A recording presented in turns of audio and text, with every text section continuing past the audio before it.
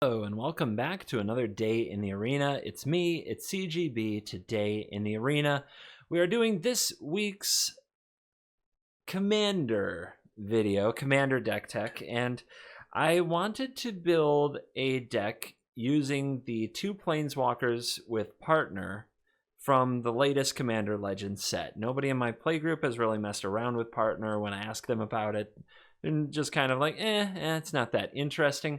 I wanted to see if I could push it to where it's a little more exciting for all of us. So I built a deck, and check out the entrance of the CovertGoBlue cutting board. Thank you so much to the fan who made this for me. But I wanted to do a deck built around Tevesh, Zat, Doom of Fools, and Jeskai, Thrice Reborn. And I ended up creating what I hope is a really cool Rakdos kind of out of nowhere combo deck that does very explosive things and might be exciting. So first off, Tevesh, Zat, Doom of Fools. You'll notice the new setup here, and I want to say I'm working on the glare situation for the cards. Obviously there's some things about lighting I don't understand. Whatever lighting I try to use seems to end up creating a lot of glare for me. But so leave me comments if you know how to fix that or have suggestions, and otherwise, yeah, we're gonna roll with it. Maybe I shouldn't totally sleeve everything before I record these videos. I don't know. But anyway, let's dive right in. Tevesh set Doom of Fools is 4 and a black for a legendary planeswalker, mythic rare, +2, create 2 0/1 Thrall creature tokens. This is a 4 loyalty planeswalker, +1. You may sacrifice another creature or planeswalker. If you do, draw 2 cards, then draw another card if its sacrificed permanent was a commander. It can not sacrifice itself. It has to sacrifice other things. -10, gain control of all commanders. Put all commanders from the command zone onto the battlefield under your control. Tevesh can be your commander. Has to have that line I learned to make a commander deck. And Partner, so you can have 2 commanders. So I've got Tevesh here, whose main job in this is going to be to make thralls and then sacrifice them to draw cards and threaten the ultimate to gain control of all commanders, which my opponents will hate and probably never let happen. Then we have Jeskai, Thrice Reborn. This is 2 and a red for a legendary Jeskai Planeswalker with 0 loyalty. Hype. Its Planeswalker enters the battlefield with a loyalty counter on it for each time you've cast a commander from the command zone. So, since we have multiple commanders, hopefully that will get better. The 0 is to choose a creature, and until your next turn, the creature would deal combat damage to one of your opponents. It deals triple that damage. Whoa. And then -X, Jeskai deals X damage to each of up to 3 targets. So those can be players, those can be creatures, those can be planeswalkers, any targets.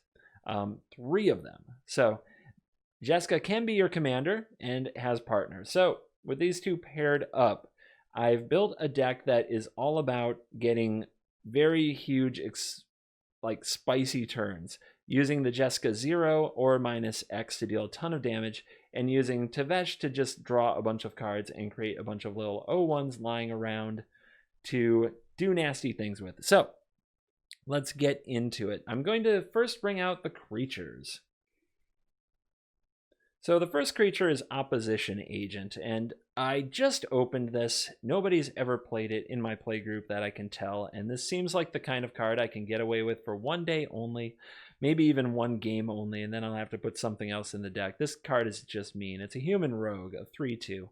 It has flash, and you control your opponents while they're searching their libraries. While an opponent is searching their library, you may exile each card they find. You may play those cards for as long as they remain exiled. You may spend mana as though it were any color to cast them.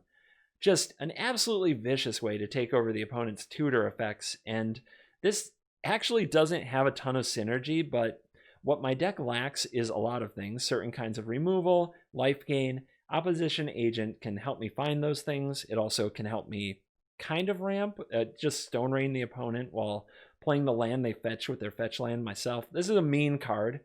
I don't expect it to get very far, but I did just want to play with it at least once before it gets banned. Before I get banned, maybe I should say. Blim Comedic Genius. This is 2 and a black-red for a 4/3 flying, and whenever it deals combat damage to a player, that player gains control of a permanent you control. Then each player loses life and discards cards equal to the permanents they control but don't own. So this is mainly to give my opponent thralls and then get the trigger, but there are some other combos in the deck, and I'll point them out when they come up. It's important to remember that this is in the deck because there are certain cards I want to give to my opponent.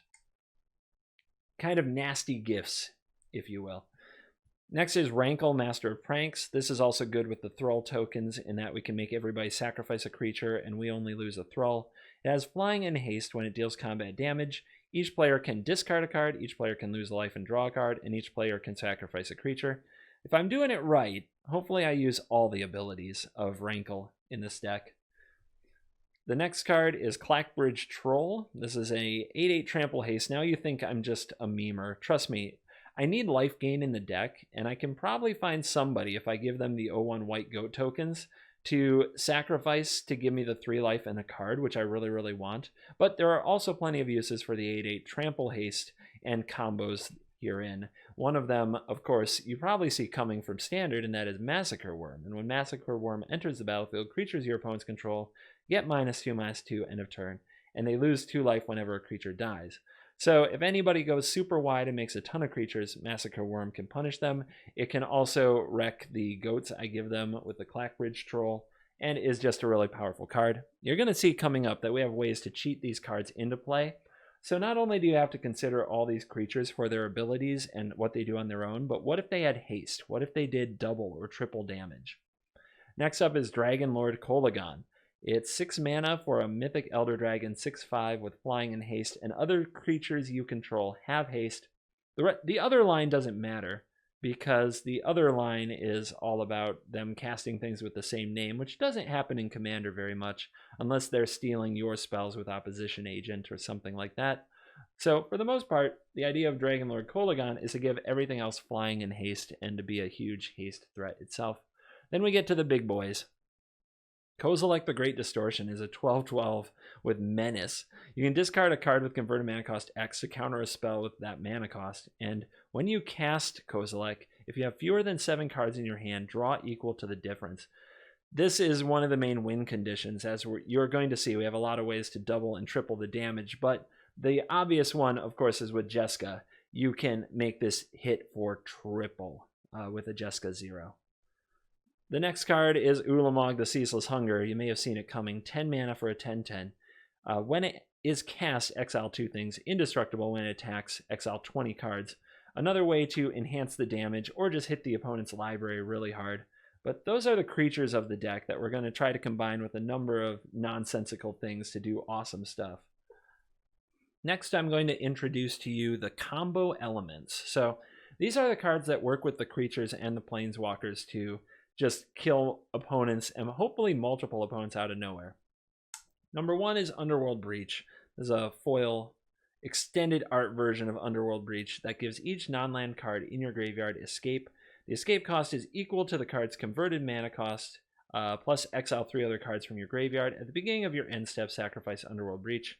It will make more sense later. We're not about filling our graveyard or winning with Underworld Breach. It's a way to redo a combo after we've done the whole thing, killed one person, and we need to do it again to do another. So I didn't know where to put it, but I'm putting it with the combo cards because it is a combo bit of its own if a lot of my stuff ends up in the graveyard.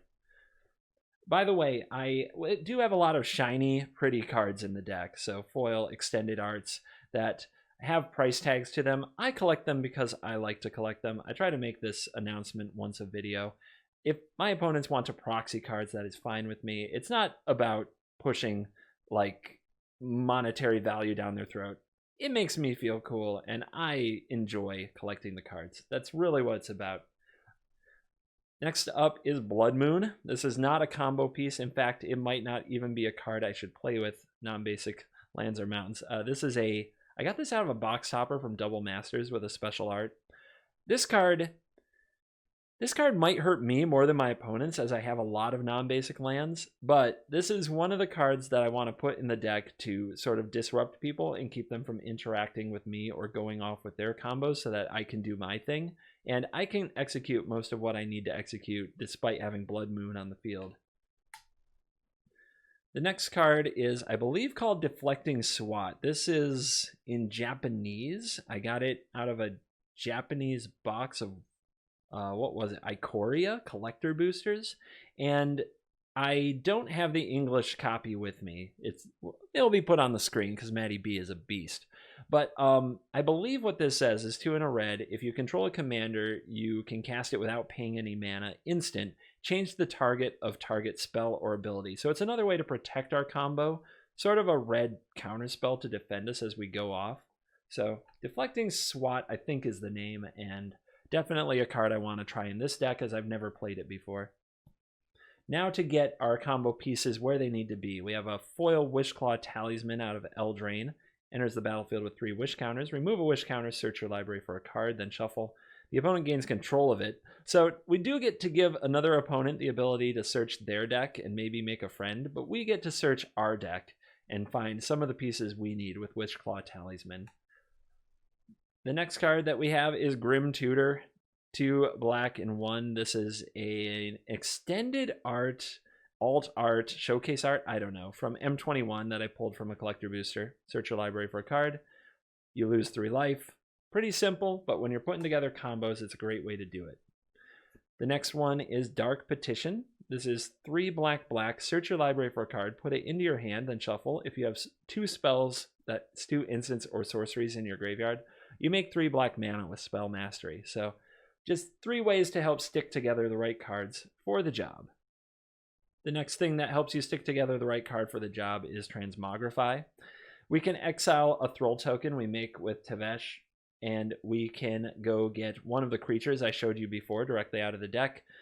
It's a little iffy since we might hit Opposition Agent, but we'll probably hit something like a Rankle, and we might hit an Eldrazi. I didn't want to run only fat creatures. I wanted to try some medium ones too, because I think they fit the deck well, like Bling Comedic Genius. So I don't mind that this has a lot of RNG in it. And on that note, so does Luca, Coppercoat Outcast, who can -2 for a Transmogrify effect instead. The rest of the card isn't that meaningful except for maybe the -7, which says each creature you control deals damage equal to its power to each opponent. You'll see that with a lot of ways to enhance that. This might be able to be lethal on the -7 effect. I didn't know where to put this card in the deck text, so Fires of Invention. This is a card that could bite me as I have a lot of combo potential, but it's also a card I can give away with Blinn Comedic Genius if I want to get rid of it, and it lets me cast a lot of spells in the early game and pull some combos. So I can cast 2 spells on my turn. I think everybody knows Fires of Invention by now since it was banned from Standard, especially on this channel, and I don't even have to pay mana, so I think it's a good card that has some other tricks I can pull with it, like giving it away or sacrificing it.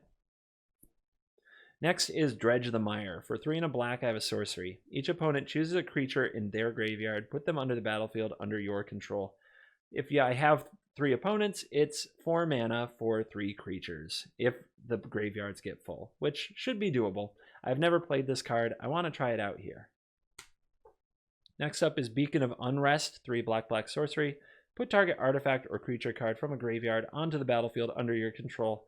More stealing the opponent's creatures, especially ones that gain life or have effects that I don't have in this deck. I think Beacon of Unrest is a good way to make sure that we have access to more things, as well as our own graveyard to get back the cards that we need. Now we get into the combo potential of the deck. The real, like, doubling and tripling, amplifying these cards in a tremendous way so that Jeska's amplification goes with other cards that amplify and makes the amount of damage and out of nowhere potential extreme. The first card is Sneak Attack, a mythic from Double Masters, very old card. 3 and a red. For 1 red, you may put a creature card from your hand onto the battlefield. It gains haste. Sacrifice it at the beginning of the next end step. So you can sneak things in at instant speed with haste. That's so brutal when you think about using it with an Eldrazi, but just you wait, it gets better. Chandra's Ignition. Target creature you control deals damage equal to its power to each other creature and each opponent. So now the big goals of the deck are starting to come into focus. We sneak attack in a giant monster, or we transmogrify or Luca a giant monster, and then we use Chandra's Ignition to deal a ton of damage to everybody and completely wipe the board while we do it. But there's more. Behold, the foil full art Embercleave. This is a Flash legendary artifact equipment. Oh wait, you know what Embercleave does. If you watch this channel, you know what Embercleave does. Now picture it attached to an Eldrazi creature that has haste, and that has been gifted the ability by Jeskai to deal triple damage. Yeah, somebody's gonna die from that. Double Vision, whenever you cast your first instant or sorcery each turn, copy that spell. Maybe we copy that Chandra's Fury. We actually don't have that many instants or sorceries, but the whole idea of the deck is to copy really huge effects. So if Double Vision copies a Tutor, we're pretty happy. If it copies a Transmogrify, we get 2 creatures. If it copies a Beacon of Unrest, we get 2 creatures. If it copies a Chandra's Ignition on a big creature, the game might just end. And on the similar note is Pyromancer's Goggles. 5 mana mythic legendary artifact. Add red to your mana pool. When that mana is spent to cast an instant or sorcery that is red, you may copy it and choose new targets. So a few ways to copy cards here and continue the massive combo potential. To make the damage go even further, we have a wound reflection out of Double Masters. At the beginning of each end step, each opponent loses life equal to the life they lost this turn.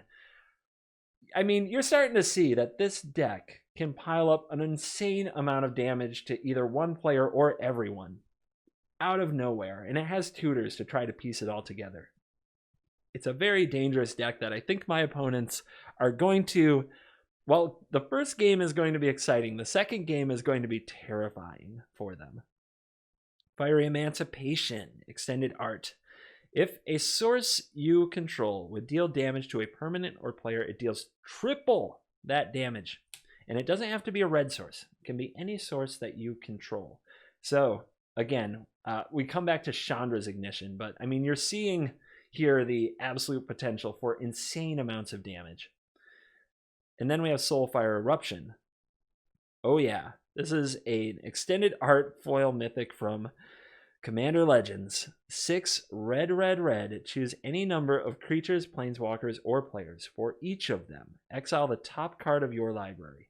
Then, Soulfire Eruption deals damage equal to that card's mana cost to that permanent or player.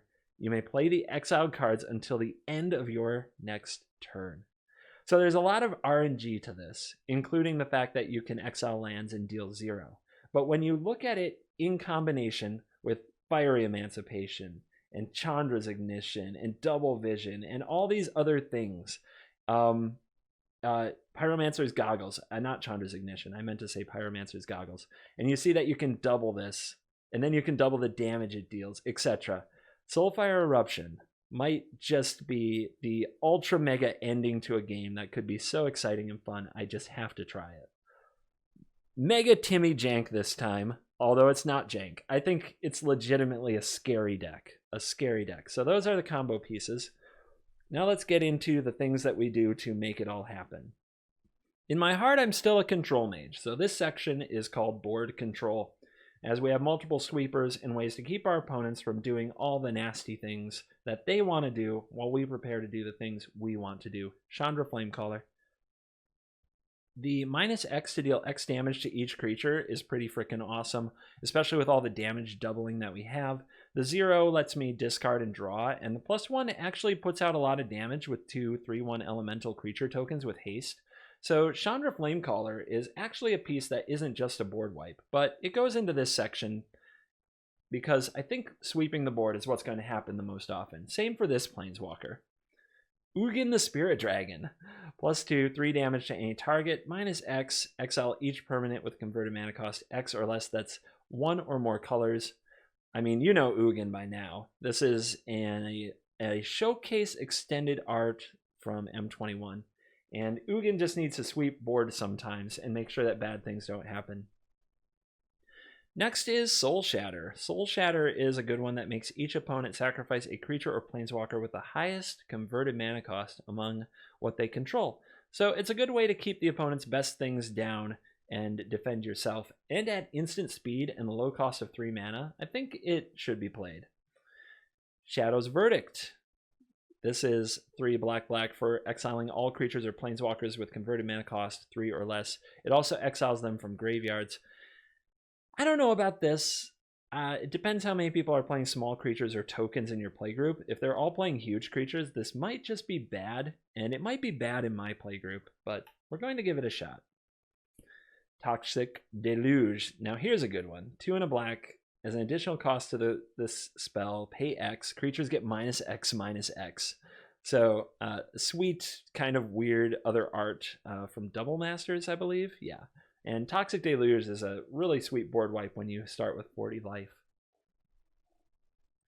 Crux of Fate. Destroy all dragons or all non-dragons. We have a dragon in the deck that we can possibly protect with Crux of Fate, so why not? Languish, all creatures get -4/-4. Kill off the puny creatures. Necrotic Hex. This is a new one from Commander Legends. Or it might be a reprint, I don't know, but it's the one I know. 6 and a black. For each player sacrifices 6 creatures. You create 6 tapped 2/2 zombie creature tokens. Nivenral's Disc. Used it last week, using it again. Full art from Commander Legends, and when it enters the battlefield tapped, tap 1, sacrifice it, destroy all artifacts, creatures, and enchantments. And Blasphemous Act. The spell costs 1 less for each creature on the battlefield. It's usually 9. It often costs 1 in Commander. 13 damage to each creature. The next section we're going to talk about is card advantage. I'm still a blue mage at heart, and drawing cards is critical to a deck that's trying to piece together combo pieces and just stay in a long game with all your friends. First up is Humble Defector. This is a 2/1 that taps to draw 2 cards for 2 mana. Awesome. And then target opponent gains control of the Humble Defector. So I think that's fine. Put it out there, draw 2, and make a friend. It's a good way to roll. The next card is Treacherous Blessing. This draws 3 cards, and whenever you cast a spell, you lose 1 life. But this is one of the permanents I want to give away with the Comedic Genius card that lets my opponent gain control of a permanent I control. So kind of a brutal gift. An even more brutal gift is Demonic Pact, because if you give it away on Chapter 4, then the opponent loses the game on the next upkeep, which feels pretty vicious, but it's something you can do. Demonic Pact is one of those scary cards to play, but with so many tutors in the deck, I will often just run it out there and force myself to find a way to remove it. Now we get into some really fun card draw effects. Allure of the Unknown. I'm really excited to play this one. If you haven't seen it in Standard, check it out on Arena. I have a few videos with it. Reveal the top 6. Opponent exiles a non-land. They get to cast it, and you put the rest into your hand. So make a friend, but what if they get to cast Ulamog? It's actually a really risky card in the deck, and I think just really adds to kind of the random nature and fun of this particular deck. Damnable Pact is X black. Target player draws X and loses X. So with a ton of mana, you can burn someone out, or I can just draw a bunch of cards and not care about my life total at all. Jeska's Will is a new one, and this is if you control a commander as you cast this, you may choose both. Add red for each card in target opponent's hand. Nice, make a lot of mana. Exile the top 3 cards of your library. You may play them this turn. Nice, see 3 cards. Nice little card draw spell. Outpost Siege, we can play this and name cons or dragons, but we're only naming cons, I promise you that. And it says, at the beginning of your upkeep, exile the top card of your library.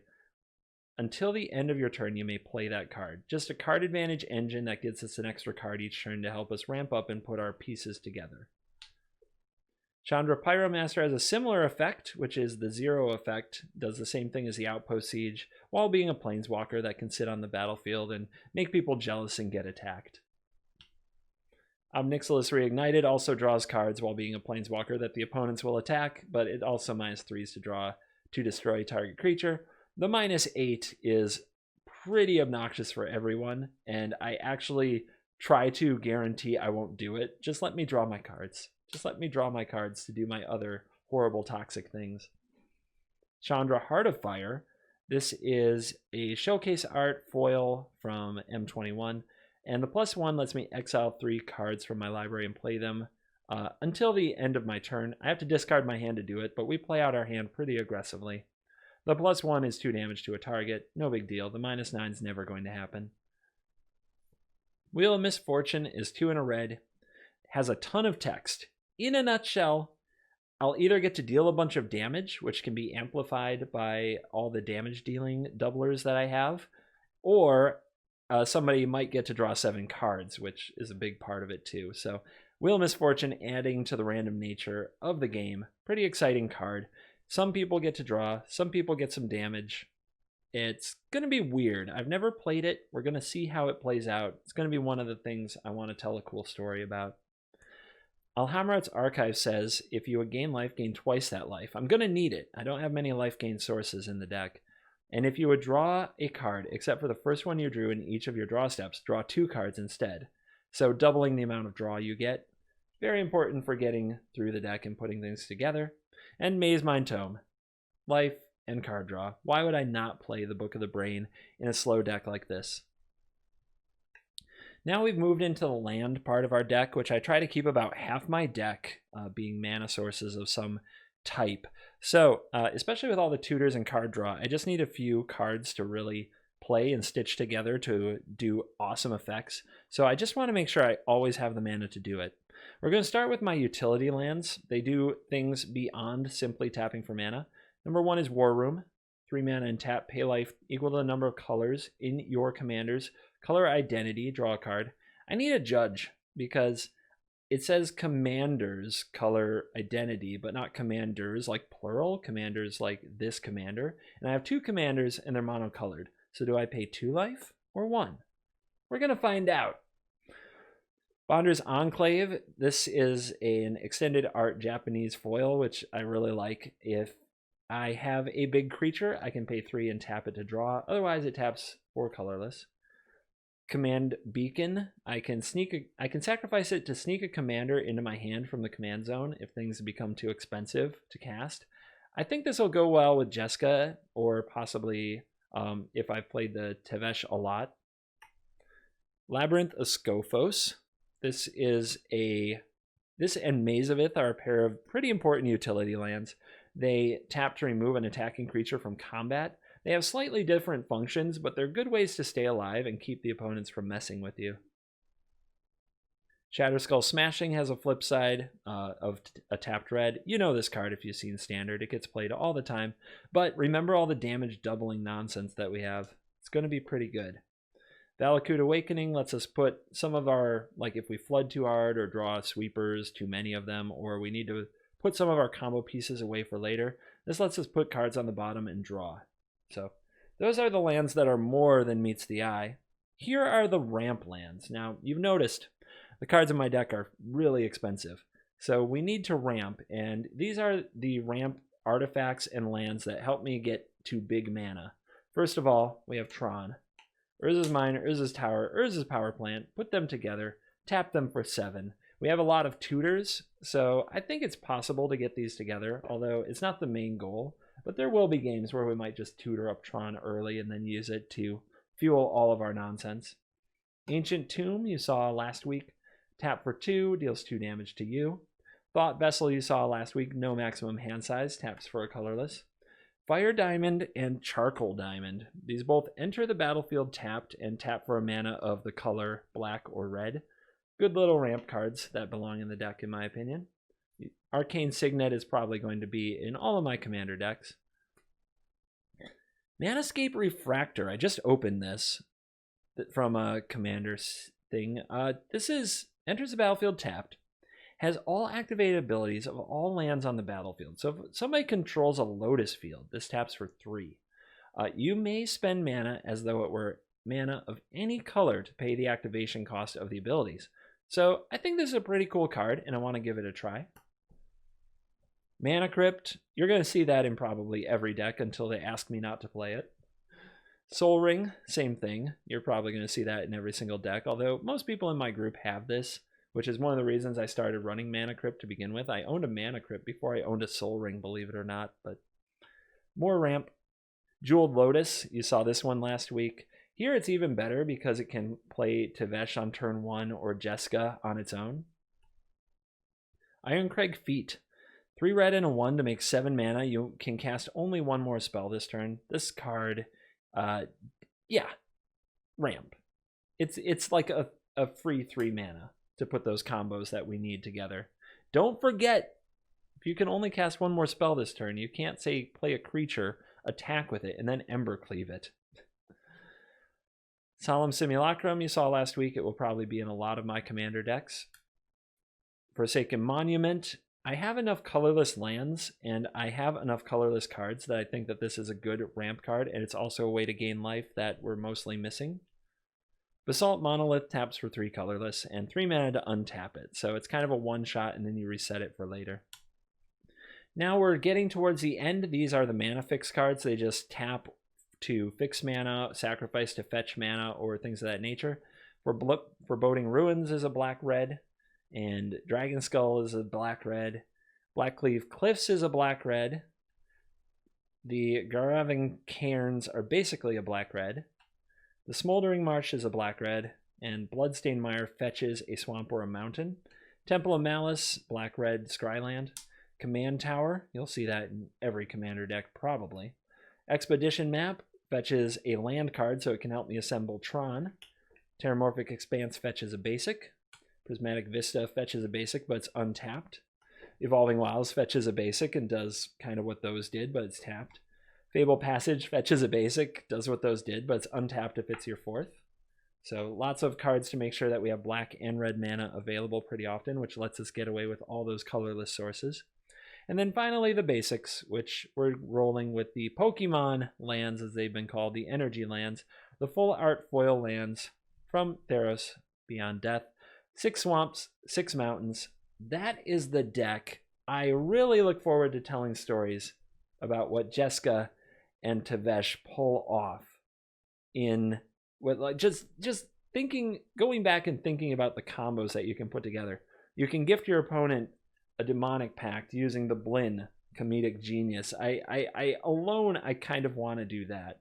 But I mean, when you think about the potential of Soulfire Eruption, Fire Emancipation, Wound Reflection, Double Vision, getting some amount of those cards onto the battlefield, and then pulling out an Ulamog or sneak attacking out a Kozilek, it's nonsense. And it is definitely going to wreak havoc on my good friends and probably make them hate me. All part of the experience. So, we're going to go to the games, we're going to see what happens, and I'll be back later tonight with some story time with CGB. And I've been off to play the games, had some really good times, some really cool stuff to share, and I'm going to share with you guys some of the combos that came up and review some of the cards and just talk about how they did in the deck, if they fit in, if I'd change them, things like that in the future. The first card I'm going to talk about is Deflecting Swat. This card had some really key moments in the game. It sat in my hand a good amount of the time because my group didn't play many cards that targeted, but it seemed like there was always somebody who had an artifact or enchantment removal card, and Deflecting Swat protected Double Vision, Sneak Attack, the key cards from it, and I think this card is well worth it. A very excellent addition to the deck. The next card I want to talk about is Opposition Agent. I only played this and stole the opponent's search once, and it was a Far Wanderings with Threshold, which gets 3 lands. And stealing those lands was really mean, and it shut that player kind of down. They were really not happy. This might be one of the cruelest cards one can play in Commander, and definitely after playing it just the one time and stealing something, I already feel like I need to give my friends a week off from Opposition Agent. So it is not for the faint of heart, for sure. The next card I want to talk about is Jeskai's Will. I actually never had my commander on the field when I played this, which was pretty awkward. So I never did exile the top 3 cards of my library, but I always used it for mana because there was always somebody at the table with 7 cards in their hand. So this was a 3 mana add 7, just a huge explosion of mana. I used it to play a Fiery Emancipation, that's the card, the triple damage enchantment. I got to play that on turn 3, I think it was, with Jeskai's Will. This card is really good. The next card I'll talk about quickly is Soulfire Eruption. Soulfire Eruption is a very fun epic card, but it never ended the game. It did a lot of damage. I played it with 7 targets. I exiled a whole bunch of cards. I got to play them on my next turn. It was really nice. Everything about the card was fun and exciting, and the group loved it a lot as well. But it didn't end the game on the spot. The game continued just with me being up a lot more cards and having moved about 3 or 4 threats off the battlefield, which was definitely enough for me. The next card I want to talk about is Fires of Invention. This card has a place in the deck. I almost cut it completely because with all the card draw in the deck, we definitely limit the explosive capability of the deck with Fires of Invention. But then there's some combos that you really need Fires of Invention to pull off. And I'll get to one of those that happened. So Fires of Invention is an interesting card. You have to be careful with it. Don't be afraid, though, if it's holding you back, to give it away with Blim. Or just exile it with Ugin or something, because you do need to get out from under fire sometimes. It can hold you back. Next up, I want to talk about Outpost Siege. One of the games I got to play this on turn 3, and then for the rest of the game I was revealing cards from the top on every upkeep and getting to play them, and I just felt like that whole game felt like I was keeping up and doing powerful stuff every turn, and the early Outpost Siege was really awesome, so I think that card definitely stays in the deck, and is probably worth the very low price to pick it up. And then Wheel of Misfortune is a really fun card. When I played it, I wasn't even sure what would happen. Once I played it with double vision, so we got to resolve it multiple times. By the end, I had a good feeling. In a nutshell, if you name 0, nothing happens. You get to keep your hand and you won't take damage. You are safe. Any number that you name higher than that, like 1 or 2, there's a good chance you're going to get to draw 7 cards and not have to pay too much life doing it, because at a 4-player game, there just aren't going to be people naming a bunch of numbers. In the beginning, I think that they didn't realize that they got to wheel also. We didn't realize that we got to wheel also if we named the highest number. I thought that the highest number got nothing except damage. The lowest numbers got nothing at all, and the middle number got to wheel. But that's not the case. The high number gets to wheel. So a lot of times just naming any number higher than 0, probably like 2 or 3, with a small risk is going to get you a draw 7. And Wheel of Misfortune was a card that the group really liked and enjoyed because of the way it worked. Also with double vision, it was very exciting. So I give a big thumbs up to Wheel of Misfortune. I think it's a really cool card, and if you have it or want to play it in a deck, I recommend it.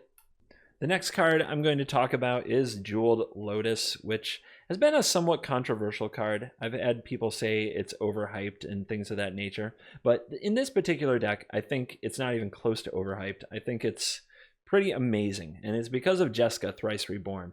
Because on multiple occasions, playing Jeweled Lotus and then using the 3 mana to cast Jeskai to use the 0, which makes a creature deal triple damage, was absolutely crucial, as I have multiple ways to sneak creatures into play. They have haste, so you can just go out of nowhere, say play Sneak Attack, get an Eldrazi on the field, cast Jeweled Lotus, sacrifice it, cast Jeskai, let it deal triple, and just end somebody. Just end them on the spot. So that's very much what the deck is going for. So Jeweled Lotus was very impressive in this deck in a way that it wasn't really in the control deck I played last week. Next, I'm going to go over some of the very exciting turns I got to have with the deck and set up some of the scenarios as they occurred on the battlefield. This particular one was the very first game that we played, and I had a pretty interesting start to the game. This was definitely the game that was powered by the Outpost Siege. Outpost Siege came down on turn 2, I believe, turn 3, powered by Ancient Tomb, which taps for 2 mana of any color. So for the rest of the game, I was seeing multiple cards every single turn, and it was a good time, not gonna lie. I had a Forsaken Monument on the field, which was doubling all of the colorless lands that I had, and I had a good number of them too.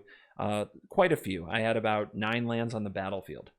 And I had Double Vision, which was one of the cards I got to play off of a Fires of Invention, which I had resolved quite a bit earlier. So at this point in the game, with Outpost Siege on the battlefield and Fires of Invention, I felt very limited to the 2 spells a turn, and I had a Kozilek, the Great Distortion, in my hand. but I had 9 lands. I could cast Kozilek using the mana from Forsaken Monument, but I couldn't play it for free with Fires of Invention.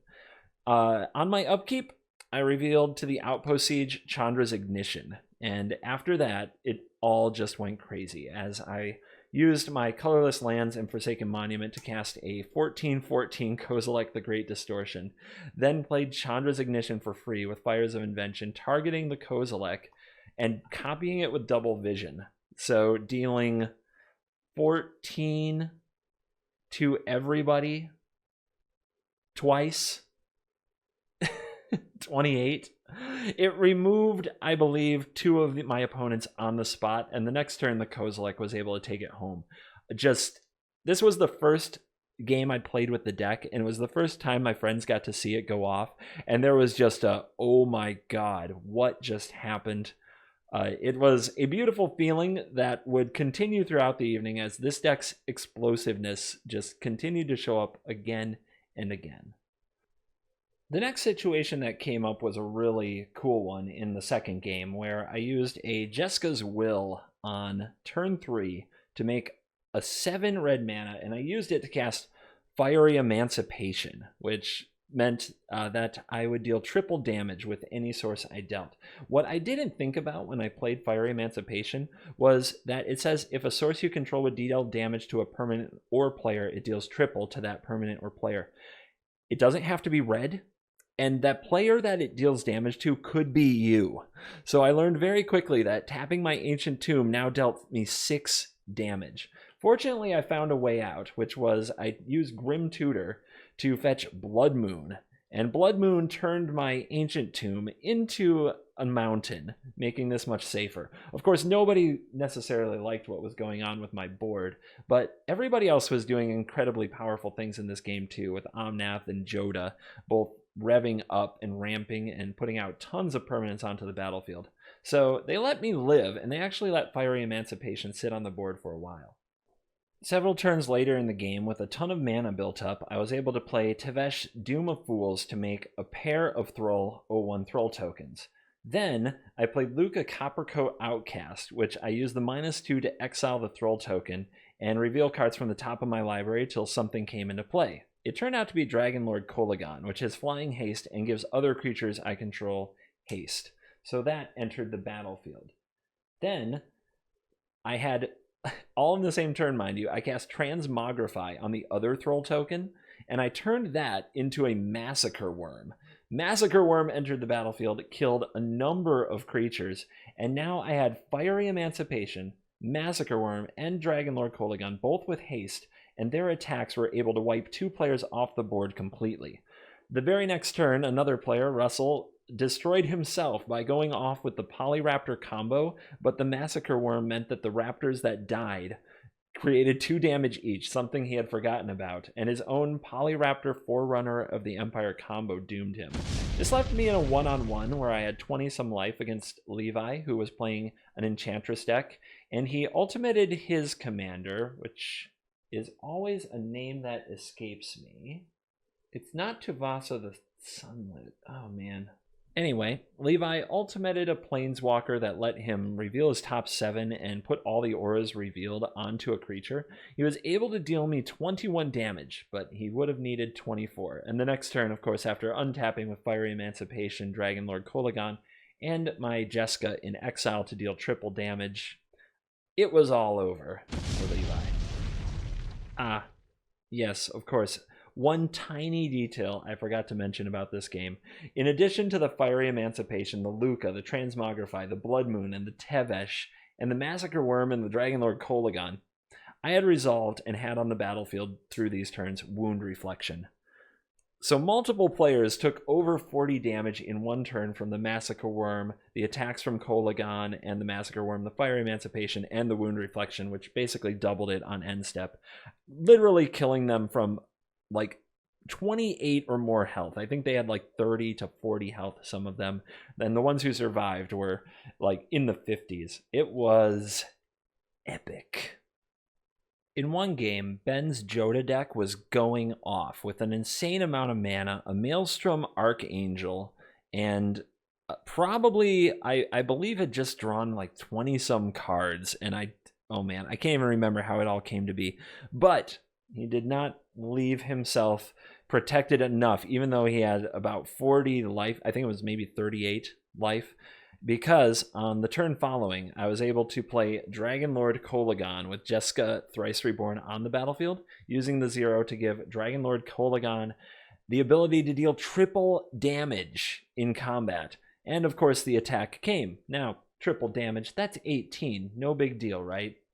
But there was one more trick up my sleeve.